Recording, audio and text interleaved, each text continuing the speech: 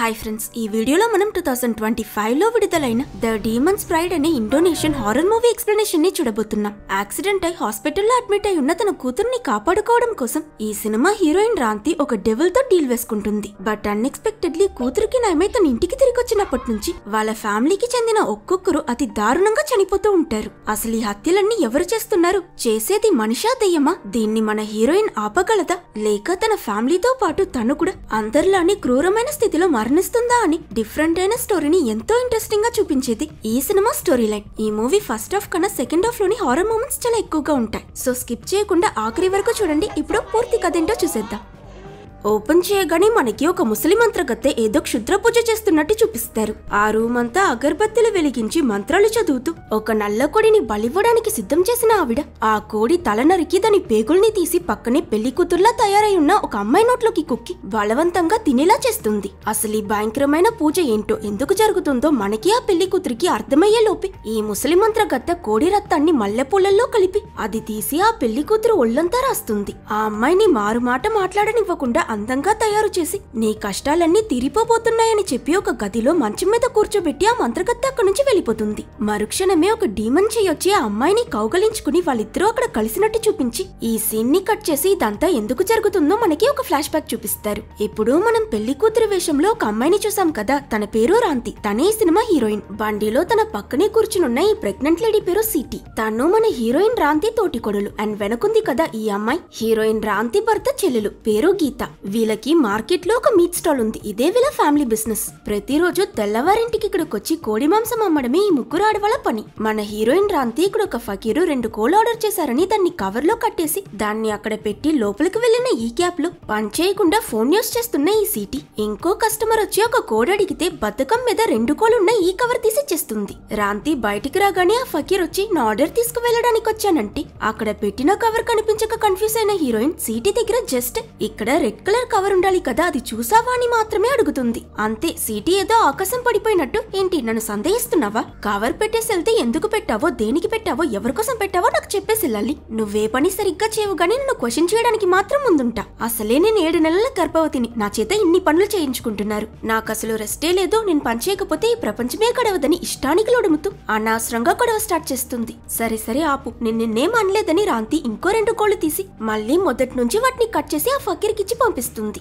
అయినా ఈ సీటీ వదలదే వెనక నైనై అని ఇష్టానికి బిజారు చేయడంతో ఆఖరికి గీత వచ్చి మన హీరోయిన్ కి సపోర్ట్ చేసి తనని ఆఫ్ చేస్తుంది. మరో పక్క మనకి ఇంట్లో ఉన్న హీరోయిన్ భర్త ఇంకా కూతురు నీనాని చూపిస్తారు. హీరో ఒక సేలర్, సో మోస్ట్లీ అతను ఎప్పుడు సముద్రంలోనే ఉంటాడు. పనికి బయలుదేరుతున్న అతని దగ్గరికి నీనా వెళ్లి నాన్న మళ్ళీ ఎప్పుడు తిరిగి వస్తావని అడిగితే అదేమో సరిగ్గా తెలీదు నీనా, ఎందుకు అడుగుతున్నావని అన్నందుకు నువ్వెప్పుడు నన్ను ఒంటరిగా వదిలేసి వెళ్ళిపోతున్నావు నాన్న, నాతో అసలు టైమే స్పెండ్ చేయట్లేదని తను బాధపడుతుంది. అలా కాదురా చిట్టి తల్లి, నాన్న మాత్రం ఏం చేయగలను చెప్పు. కానీ నీతో ఆడుకోవడానికి ఇంట్లో అమ్మ, నానమ్మ, గీత, ఆంటీ, అంకుల్ అని ఎంతమంది ఉన్నారు. సో బాధపడకని సమాధానం చేయడానికి ప్రయత్నిస్తాడు. కానీ బుల్లిని నా అల్లికి వాళ్ళుంటే మీరుండరు కదా అని లోపలికి వెళ్ళిపోతుంది. ఈ టైంలోనే నిద్రలేచిన హీరో తమ్ముడు చేతిలో కోడి పట్టుకుని బయటకొస్తాడు. ఇతని పేరు బయో. చెప్పుకోవడానికి ఇతనికి పెద్దగా పని పాట అంటూ ఏం లేవు. రోజంతా కోడి పందాలాడుతూ తిరుగుతూ ఉంటాడు. తెల్లవారింటికి ఇంటి ఆడవాళ్ళంతా పనికి వెళ్తే నువ్వు ఇప్పుడారా లేచేది? ఇలా పని పాట లేకుండా జులైలా తిరగడానికి ఏదైనా వర్క్ వెతుక్కోవచ్చు కదా అని హీరో బయోకి అడ్వైస్ చేస్తూ ఉంటాడు.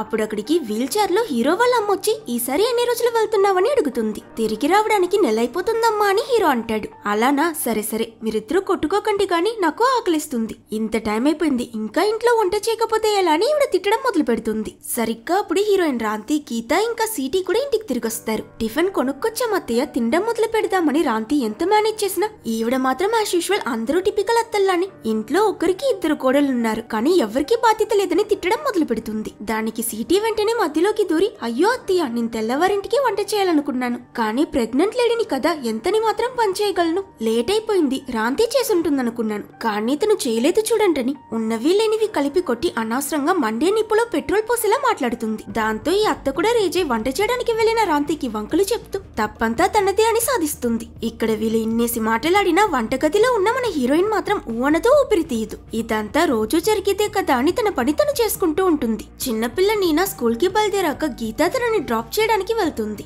అప్పుడే మనం నీనా పుట్టుకతోనే కాలు కొంచెం వంకరగా ఉండడం వల్ల సపోర్ట్ లేకుండా సరిగ్గా నడవలేదని తెలుసుకుంటాం. అలాగే ఇప్పుడు హీరో కూడా పనికి బయలుదేరుతున్నాడు కదా, కాబట్టి వెళ్లడానికి ముందు తన జీతంలో కొంచెం తన అమ్మకి ఇంకొంచెం తన యూస్లెస్ తమ్ముడికి ఇస్తే బయూ సిగ్గు లేకుండా ఈ కొంచెం డబ్బు నాకెలా సరిపోతుంది, నా వైఫ్ ప్రెగ్నెంట్, వేరే ఇంకొంచెం ఇవ్వండి అని హీరో జీతంలో సగం పైగా లాక్కుంటాడు. వీటిలో ఫైనలీ మిగిలిన కొంచెం డబ్బుని మాత్రమే హీరో రాంతికి ఇంటి ఖర్చులు చూసుకోవడానికి ఇస్తాడు. సో అతన్ని హార్బర్ లో డ్రాప్ చేయడానికి వెళ్లే దారిలో తన భర్త దగ్గర అసలు నేను కుటుంబం కోసం ఎంత గుడ్డు చాకరీ చేసినా మీ అమ్మకి సరిపోదా, ఎప్పుడు ఏదో ఒక వంక పెట్టి నన్ను తిడుతూనే ఉంది, అదే మీ తమ్ముడు ఏ పని చేయకపోయినా అతన్నేమనదు, అండ్ మీరు కూడా నాకు సపోర్ట్ చేసి ఒక్క మాట మాట్లాడలేదని ఫీల్ అవుతుంది. రాంతి చెప్పిందంతా విన్నాక తన ఫ్రస్ట్రేషన్ అర్థం చేసుకున్న హీరో తనకి సారీ చెప్పి ఇకపై నేను ఎప్పుడూ నీకు సపోర్ట్ చేసి నేను ట్రస్ట్ చేస్తానని ప్రామిస్ చేస్తాడు. ఆ రోజు ఆర్డర్స్ అన్ని డెలివర్ చేశాక సాయంత్రం ఇంటికి వెళ్లిన రాంతి తన అత్త వీల్ చైర్ లో ఏడుస్తూ కూర్చుని ఉండడం చూసి ఏమైంది, ఎందుకు ఏడుస్తున్నారని అడిగితే స్కూల్ నుంచి పికప్ చేసుకునేటప్పుడు నీనాకే యాక్సిడెంట్ అయిపోయిందంట,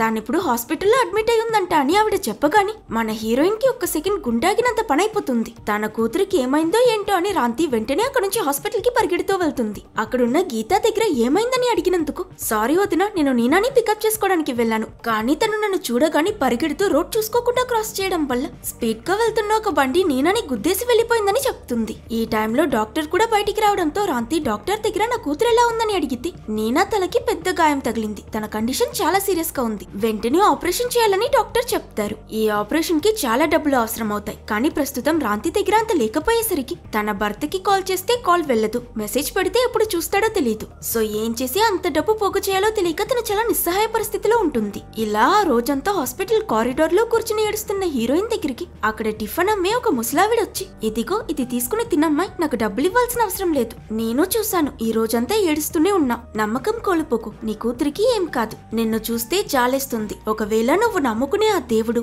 ఇంత చదువుకునే ఈ డాక్టర్స్ నీ కూతుర్ని కాపాడలేకపోతే అప్పుడు నా దగ్గర నీకు సహాయం చేయడానికి ఇంకో దారుంది, దాన్ని నువ్వు నమ్మితే నీ కూతురు ఖచ్చితంగా బ్రతుకుతుంది, సో నీ దగ్గర వేరే ఏ మార్గమూ లేకపోతే అప్పుడు నా దగ్గరికి రా అని తన ఫోన్ నంబర్ ఇచ్చి ఆ ముసలావిడ వెళ్లిపోతుంది. ఈ సమయంలో అక్కడికి వచ్చిన గీత ఎవరావిడ మీకు తెలుసా వదినా అని అడిగితే ఏమో తెలియదని రాంతి ఇక్కడ గీతకి ఆ ముసలావిడ చెప్పింది చెప్పదు. కట్ చేస్తే నెక్స్ట్ డే ఉదయం ఇంట్లో ఉన్న అత్త సిటీ ఇంకా బయు ముగ్గురు కనీసం నీనాని చూడటానికి హాస్పిటల్ కి కూడా వెళ్లకుండా ఇదంతా రాంతి తప్పే, తనున్న మనవరాల్ని జాగ్రత్తగా చూసుకుని ఉంటే అసలు తనకి యాక్సిడెంటే అయి ఉండేది కాదని ఎప్పుడు కూడా సంబంధమే లేకుండా మన హీరోయిన్ నే తప్పు చెప్తూ ఉంటారు. అప్పుడు ఇంటికొచ్చిన రాంతి వాళ్ళని కూర్చోబెట్టి నీనా ఆపరేషన్ కి డబ్బు కావాలి, మీ దగ్గర ఏమైనా ఉంటే అప్పుగా ఇవ్వండి, మేం తరువాత ఎలా అయినా దాన్ని తిరిగిచ్చేస్తామని సహాయం అడిగితే వీళ్ళు ముగ్గురు వాళ్ళ దగ్గర అసలు డబ్బులే లేవని చెప్తారు. సరే అయితే ప్లీజ్ ప్రస్తుతానికి ఇల్లు తాకట్టు పెట్టి తన ఆపరేషన్ చేయిద్దామని రాంతి ప్రాధేయపడుతుంటే బయో నీనా ప్రాణం పోతుందని కూడా ఆలోచించకుండా ఏంటి ఇల్లు తాకట్టు పెడతావా, ఛాన్సే లేదు, ఎవరిల్లు ఎవరు తాకట్టు పెట్టేది,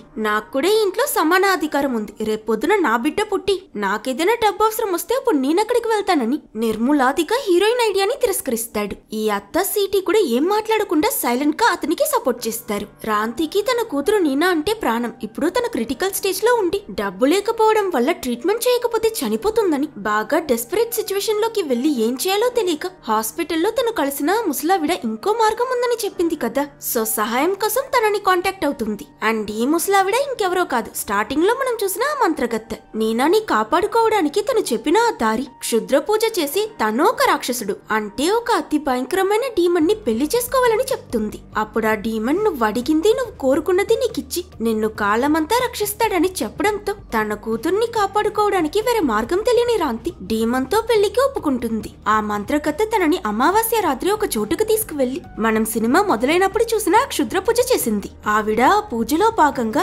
నేను నా శరీరాన్ని నా ఆత్మని నీకు అర్పణిస్తున్నాను, నేనే నీ భార్యనని రాంతితో చెప్పిస్తుంది. సో ఇలా ఆ పూజ ముగిసిన మరుసటి రోజు ఉదయం రాంతి మెలుకున్నాక ఆ మంత్రకథ తనకి ఈ రిచువల్ సక్సెస్ఫుల్లీ కంప్లీట్ అయింది, ఇక నీ కూతురికి ఏం కాదు, కానీ నువ్వు నీ కూతురు క్షేమంగా ఉండాలంటే ఇకపై నువ్వు కొన్ని నియమాలని పాటించాలి. ప్రతి వారం ఒక కోడిని చంపి దాని తలని పేగుని మర్చిపోకుండా మీ ఇంటి వెనక పాతిపెట్టు, నువ్వు పెళ్లి చేసుకున్న ఆ డీమన్ మీ ఇద్దరిని ఎల్లప్పుడూ కాపాడతాడని చెప్తుంది. ఇటు ఇంట్లో వీళ్ళ ముగ్గురు హాస్పిటల్ కి వెళ్లి నీనాని చూడాలని మాట్లాడుతూ ఉండగా సర్ప్రైజింగ్లీ ఏదో ఆశ్చర్యం జరిగినట్టు నీనా పూర్తిగా నయమై హాస్పిటల్ నుంచి ఇంటికి తిరిగొచ్చేస్తుంది. అందులోనూ తనకి డిసబిలిటీ ఉన్న కాలు కూడా నయమైపోవడం చూసిన తన నానమ్మ చాలా సంతోషపడుతుంది. ఇదంతా ఎలా జరిగిందని అడిగితే ఏమో ఇదేదో మెడికల్ మిరాకల్ అంట. ఏది ఏమైతేనేం ఇప్పుడు మన నీనా పర్ఫెక్ట్లీ హెల్తీగా ఉందని ఆనందపడుతుంది. కానీ సిటీ మాత్రం ఇది నమ్మలేక తన భర్త బాయు దగ్గర ఇలాంటి ఆశ్చర్యాలు కూడా జరుగుతాయా, నాకెందుకో మీ వదిన రాంతియే చేతబడి ఇలా చేయకూడదేదో చేసుంటుందేమో అని డౌట్.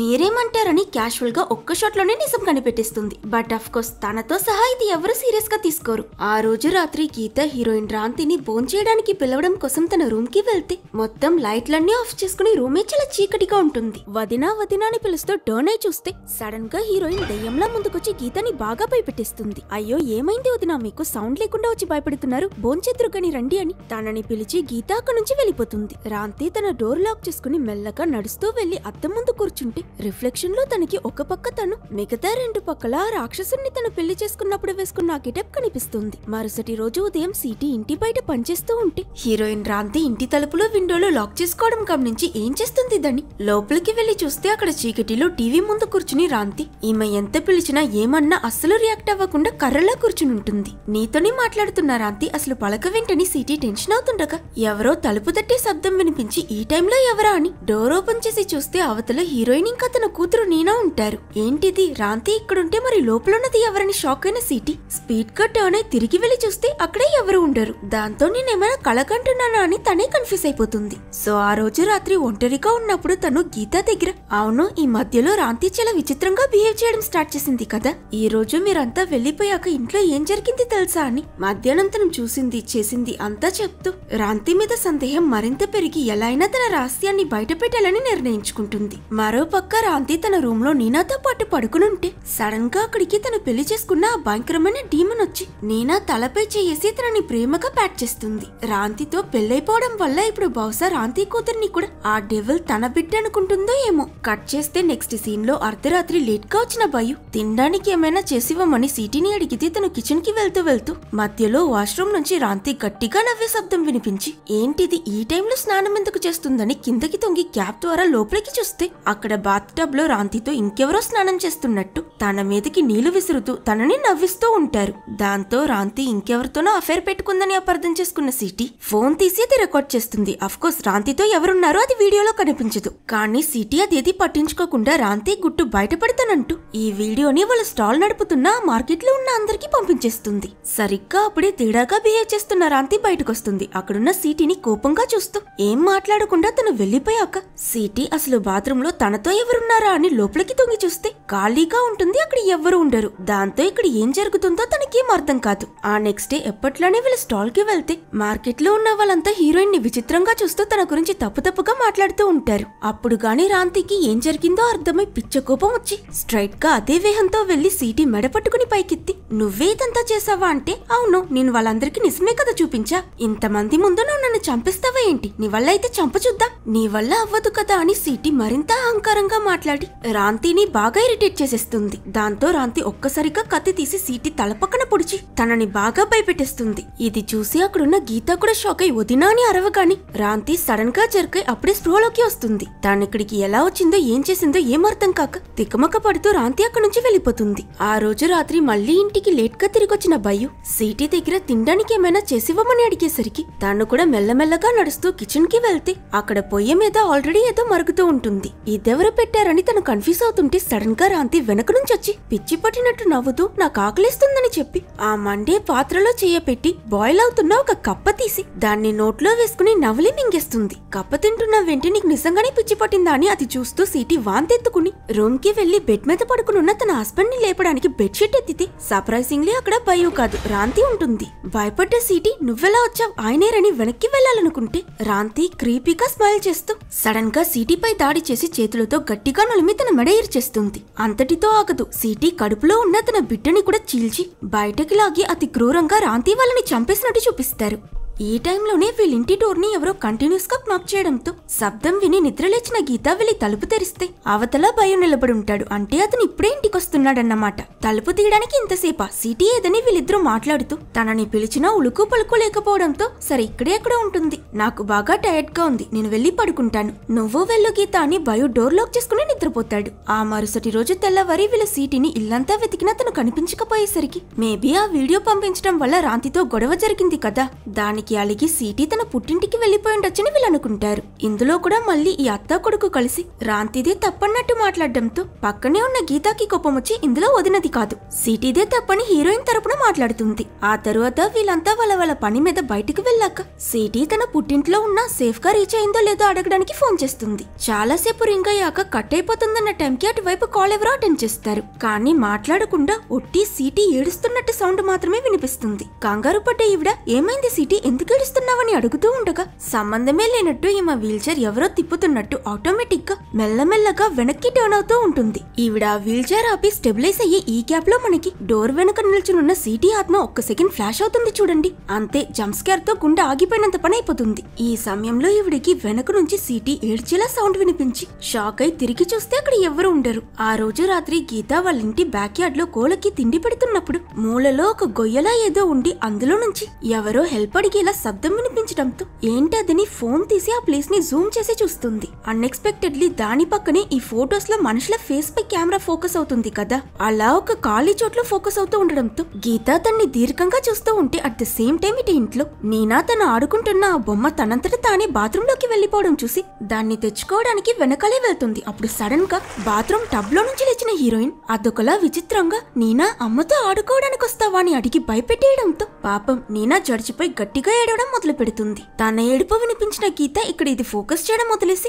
త్వరగా ఏమైందో చూడ్డానికి ఇంట్లోకి వెళ్తుంది. బట్ తను టర్న్ అయిన నెక్స్ట్ సెకండ్ మనకి ఇంతసేపు కెమెరా ఫ్లాష్ అయిన ఆ ప్లేస్ లో దారుణంగా చనిపోయిన సిటీ దెయ్యం కనిపిస్తుంది. కట్ చేస్తే మరుసటి రోజు తెల్లవారి ఆ క్షుద్ర పూజ చేసి సరిగ్గా వారమైపోవడంతో హీరోయిన్ రాంతి ఆ మంత్రకథ చెప్పినట్టు ఒక కోడిని చంపి దాన్ని తలా పేగులు తీసుకువెళ్లి బ్యాక్ యార్డ్ లో పాతి పెడదామనుకున్నప్పుడు మనం ముందు చూసాం కదా ఆ గొయ్యలో తన షర్ట్ పడుండడం చూసి ఇది ఇక్కడికెలా వచ్చిందబ్బా అని తీస్తే దాంతో పాటు అక్కడ పాతి పెట్టిన ఒక శవం కూడా లేస్తుంది.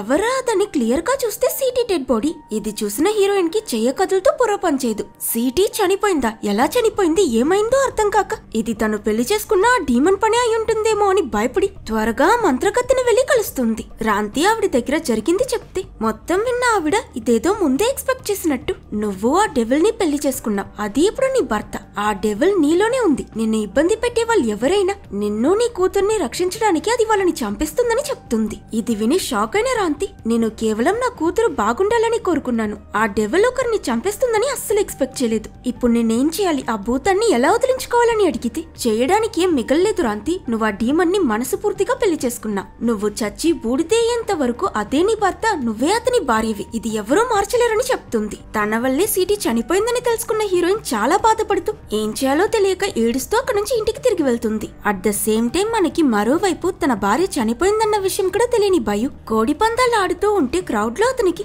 సిటీ కనిపించినట్టు అనిపించి అతన్ని కలవడానికి వచ్చిందనుకుంటాడు. సో తనని వెతుక్కుంటూ భయు వెళ్తూ ఉంటే వెనకాలే ఒక్కో వస్తువుగా పడుతూ ఉంటుంది. ఒక సిచ్యువేషన్ లో అయితే సిటీ ఆత్మ అతన్ని పట్టుకుంటుందనేసరికి భయుతో కోడి పందాలు ఆడే మిగతా వాళ్ళు అతన్ని పిలిచి అక్కడి నుంచి తీసుకువెళ్లిపోతారు. ఆ రోజు రాత్రి ఇంటికి వెళ్లిన భయుకి కూడా బ్యాక్ యార్డ్ లో ఉన్న గొయ్యలో నుంచి సిటీ ఇక్కడికి రండి, నన్ను మన బిడ్డని కాపాడండి ఏడుస్తూ పిలిచేలా వినిపించి ఏంటా అని దగ్గరికి వెళ్లి అందులో ఉన్న తన భార్య బిడ్డ శవాలని చూసేస్తాడు. పక్కనే రక్తంలో తడిచిపోయిన హీరోయిన్ షర్ట్ ని గమనించిన భయు రాంతియే సిటీని మర్డర్ చేసిందని బాగా కోపం మీద వెళ్లి తన పీక పిసుకుతో ఎందుకిలా చేశావని నిలదీస్తాడు. అప్పుడు గీత వాళ్ళిద్దరిని వేరు చేసి వదిన ఖచ్చితంగా ఇలా చేసిండదన్నయ్య, నువ్వు ముందు తనని వదులని ఏడుస్తున్న హీరోయిన్ ని లోపలికి తీసుకువెళ్తుంది. బాయు తన వైఫ్ ఇంకా బిడ్డకిలా అయిపోయింది అని మనసు ముక్కలయ్యేలా గట్టిగా ఏడుస్తూ ఉంటే అతని అమ్మ అతన్ని ఓదారుస్తూ రాంతి ఖచ్చితంగా ఒకరిని చంపేంత చెడ్డది కాదు, మోరోవర్ ఒకవేళ తనే సిటీని చంపినా కూడా ఆ బాడీని తీసుకువెళ్లి ఈజీగా దొరికిపోయేలా మన ఇంటి బ్యాక్ యార్డ్ లోనే ఎందుకు పడేస్తుంది,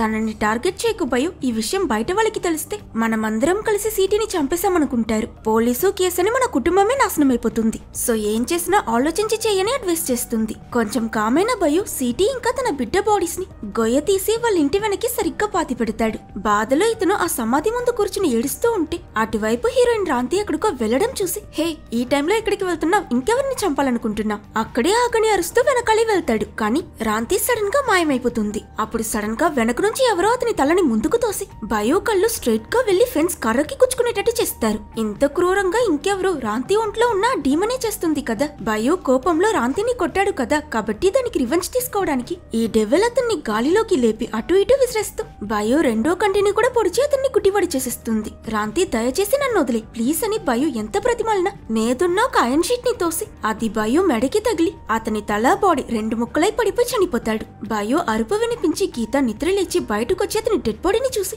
షాక్ అయి మీరు మా దగ్గర ఖచ్చితంగా ఏదో దాస్తున్నారు, ఏం జరిగిందో చెప్పండి, అప్పుడే మనం మళ్ళీ ఇలాంటి సంఘటన జరగకుండా ఆపగలమని ప్రశ్నించినందుకు ఏడుస్తూ రాంతి ప్లీజ్ గీత నా దగ్గర నీ ప్రశ్నలకి సమాధానాలు లేవు. నాకు ఈ కుటుంబంలో నా కూతురు నీనా తర్వాత ఎవరైనా ఇష్టం అంటే అది నువ్వే, కాబట్టి నాకు దూరంగా ఉండు ప్లీజ్ అని ఏడుస్తుంది. దీంతో గీతకి కూడా ఇంట్లో ఏదో ప్రమాదం ఉందని అర్థమైపోతుంది. మరుసటి రోజు ఉదయం తను సిటీ పక్కనే తన అన్న బయోని కూడా పాతిపెట్టి మనం ఇంట్లో జరుగుతున్న ఈ విషయాలన్నీ పెద్దన్నయ్య అంటే హీరోకి తెలియపరచాలి, అలాగే రాంతి వదిన్ని కూడా ఫకీర్ కి చూపిద్దామని వాళ్ళ అమ్మతో డిస్కస్ చేస్తూ ఉంటుంది. అప్పుడు మనకి తన రూమ్ లో ఉన్న హీరోయిన్ రాంతిని చూపిస్తారు. తను పిచ్చి పట్టిన దానిలా దెయ్యం పట్టిన దానిలా తన తలని బలంగా గోడకేసి గుద్దుకుంటూ రక్తం కారుతున్నా పట్టించుకోకుండా కేకబెగమని నవ్వుతూ ఉంటుంది. ఆ రోజు రాత్రి వీళ్ళింటికి హీరోయిన్ ని చూడటానికి ఫకీర్ వస్తాడు. అతన్ని చూసి రాంతి ఒంట్లో ఉన్న ఆ దెయ్యం కొంచెం కూడా భయపడకుండా చాలా అహంకారంగా అతను తీసే నీల గ్లాసెస్ ని పేల్చేయడం, అతను పూజ చేస్తే పట్టించుకోకుండా పళ్ళు చూపిస్తూ నవ్వడం అని కొంచెం కూడా అఫెక్ట్ అవ్వకుండా నడుచుకుంటుంది. ఆ ఫకీర్ వెళ్లడానికి ముందు గీతా దగ్గర ఈ సిచ్యువేషన్ లో నేనేం చేయలేను, కానీ మీరంతా రోజు దేవుడిని ప్రార్థించడం మర్చిపోకండి చెప్పి వాళ్ళ ఇంటి నుంచి వెళ్లిపోతాడు. అప్పుడు సడన్ గా రాంతి గీత వెనక్కొచ్చి నువ్వు వీటికి దూరంగా ఉంటేనే మంచిదని చెప్పడంతో టర్న్ అయితే గీతాకి అక్కడ ఎవ్వరూ కనిపించరు. ఈ టైంలోనే హీరో కూడా తన తమ్ముడు అతని భార్య చనిపోయారన్న విషయం తెలుసుకుని ఇంటికి తిరిగి వస్తాడు. గీత ఇంకా వాళ్ళమ్మ ఇంతవరకు అతనికి జరిగింది అలాగే హీరోయిన్ విచిత్రంగా నడుచుకుంటుంది కదా ఆ బిహేవియర్ గురించి చెప్తే హీరో డైరెక్ట్ గా వీళ్ళ మాట నమ్మకుండా నేను రాంతిని నమ్ముతున్నాను, ఏం జరిగిందో నేను వెళ్లి తన దగ్గర అడిగి తెలుసుకుంటానని వాళ్ళ రూమ్ కి వెళ్తాడు. కానీ హీరోయిన్ తలుపు చిన్నగా ఓపెన్ చేసి నాకు నీతో మాట్లాడడానికి ఏం లేదు, ఇకపై ఎట్టి పరిస్థితుల్లోనూ నా ముందుకు రాకని డోర్ లాక్ చేసుకుంటుంది. ఏం అర్థం కాకపోయినా తనని బలవంత పెట్టడం ఇష్టం లేని హీరో ఆ రోజు నైట్ హాల్లోనే పడుకునుంటే సరిగ్గా అర్ధరాత్రిలో సంబంధమే లేకుండా రాంతి ఎవరితోనో మాట్లాడుతూ గట్టిగా నవ్వే సౌండ్ వినిపించి వెళ్లి ఏమైందో డోర్ లోని చిన్న గ్యాప్ ద్వారా లోపలికి చూస్తాడు. దెబ్బకి హీరో గుండాగిలా లోపల ఒక సీన్ కనిపిస్తుంది. రాంతి పూర్తిగా డెవిల్లా మారిపోయి ఆ దెయ్యంతో ఫిజికల్ అవుతున్నట్టు చూపిస్తారు. హీరో భయంలో అక్కడ ఫ్రీజ్ అయిపోయి ఉంటే హఠాత్తుగా అటువైపు నుంచి ఆ డీమన్ వచ్చి తనకు ఒక లుక్ ఇస్తుంది చూడండి.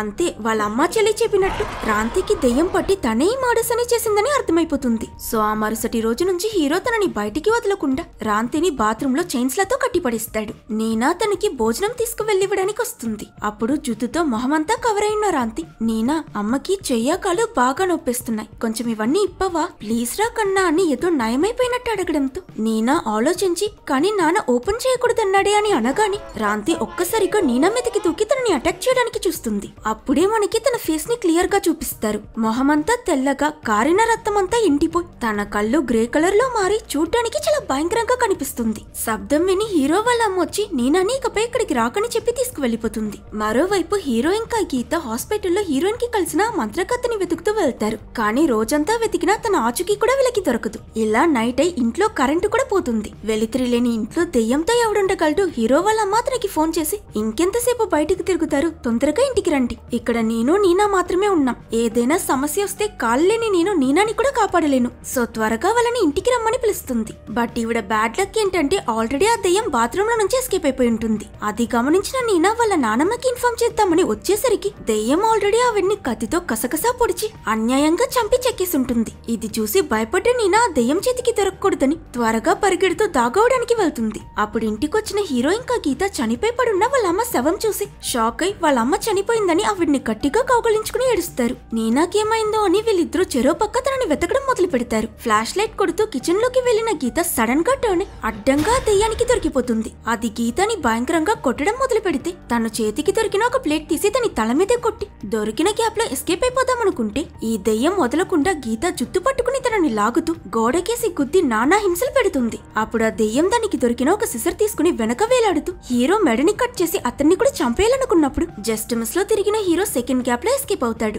కానీ ఆ మాత్రాన్న దెయ్యం వదిలేస్తుందా ఏంటి? చేతిలో ఉన్న సిజర్ ని అతని గుండెలో దించి పోటుపై పోటు పొడుస్తూ ఉంటే హీరో రాంతి నేను మాట్లాడితే నీకు వినిపిస్తుందా, నేను నీ భర్తని, స్పృహలోకి రా అని అంటాడో లేదో ఆ దెయ్యం ఎవరికి రా భర్త, రాంతి నా భార్య అని హీరో మెడెరక్కొట్టి చంపిస్తుంది. ఇదంతా మీద అటిక్లో దాగునున్న నీనా చూసి నానాని అరవగాని ఆ దెయ్యం గోడ మీద నడుస్తూ వచ్చి నీనా నిన్ను కనిపెట్టేస్తా అని తనని పట్టుకుని కిందకు రాగాని గీత వెనక నుంచి దాని తలపై కొట్టి నీనాని కాపాడిస్తుంది. కానీ రివర్స్ లో దెయ్యం గీతని చంపేలా వెళ్లడంతో చిన్ని నీనా కింద పడున్న ఒక పెద్ద సిజర్ తీసుకుని ఏడుస్తూ నాకు నయమవ్వాలని మీరు కోరుకోవడం వల్లే ఇదంతా అయ్యింది కదా, అలా అయితే నాకు ఈ కాలొద్దు, నేను ముందులా రోగినైపోయినా పర్వాలేదు, నాకు నా పాత అమ్మే కావాలని ఆ సిజర్ తో తన కాలు కట్ చేసుకునేలా వెళ్తుంది. అంతే రాంతి ఆ డెవిల్ ని పెళ్లి చేసుకున్నదెందుకు తన కూతురు బాగుండాలని కదా. మరిప్పుడు ఆ కూతురు ఇంతలా ప్రాధేయపడి ఏడిస్తే ఆ తల్లి ఎలా తట్టుకుంటుంది? నీనా చెప్పిన ప్రతి మాట విన్న రాంతి ఆ దయ్యాన్ని ఎదిరించి కాన్షియస్ లోకి వచ్చి నేనెక్కువసేపు ఆత్మని కంట్రోల్ చేయలేను, గీత నీనాని తీసుకుని వెళ్లిపో, త్వరగా ఇక్కడ నుంచి వెళ్లిపోండని అంటుంది. రాంతిని వదిలేసి వెళ్లడానికి గీత ఒప్పుకోదు. కానీ మీరు ప్రాణాలతో ఉండాలంటే ఇది తప్ప వేరే మార్గం లేదని హీరోయిన్ వాళ్ళిద్దరిని బలవంతంగా బయటకు పంపించి కిచెన్ లో ఉన్న కెరోసిన్ తీసి తన ఇల్లంతా ఒళ్ళంతా పోసుకుంటుంది. ఆ మంత్రగత్త నువ్వు చచ్చి బూడిదయ్యేంత వరకు ఆ దెయ్యం నిన్ను వదలదని చెప్పింది కదా, కాబట్టి గీత ఇంకా నీనాకి ఆ దెయ్యం నుంచి విముక్తి కలిగించడం కోసం హీరోయిన్ తనకి తానే నిప్పంటించుకుని ఆ ఇంటితో సహా కాలి బూడిదే చనిపోతుంది. ఇక్కడి నుంచి తప్పించుకున్న గీత ఇంకా నీనా కారులో ఎక్కి వెళ్లిపోతారు. అక్కడ కట్ చేస్తే నెక్స్ట్ సీన్ లో మనకి వీళ్ళిద్దరూ ఏదో ఒక పాత ఇంట్లో ఉన్నట్టు చూపిస్తారు. గీత ఆ ఇంటి విండో ఓపెన్ చేస్తే బయట తనకి రాంతి కలిసిన మంత్రగత కనిపిస్తుంది. సడన్ గా లోపల నుంచి నీనా అరవడం వినిపించి గీత ఏంటని చూస్తే డెవిల్ తో ఒప్పందం వేసుకున్న రాంతి చనిపోవడంతో ముందులానే నీనా కాళ్ళ డిసబిలిటీ కూడా వచ్చేస్తుంది. అప్పుడు సడన్ గా వాళ్ళ ఇంట్లో ఉన్న ఒక బీరో బాగా కదలడంతో గీత దాన్ని ఓపెన్ చేస్తే లోపల హీరోయిన్ రాంతి ఆ డెవిల్ ని పెళ్లి చేసుకున్నప్పుడు ఒక డ్రెస్ వేసుకుంది కదా, అది ఉన్నట్టు చూపించి ఈ సినిమాని ఎండ్ చేస్తారు. ఒకవేళ మీకు ఈ వీడియో నచ్చితే లైక్ చేసి సబ్స్క్రైబ్ చేసుకోవడం మర్చిపోకండి.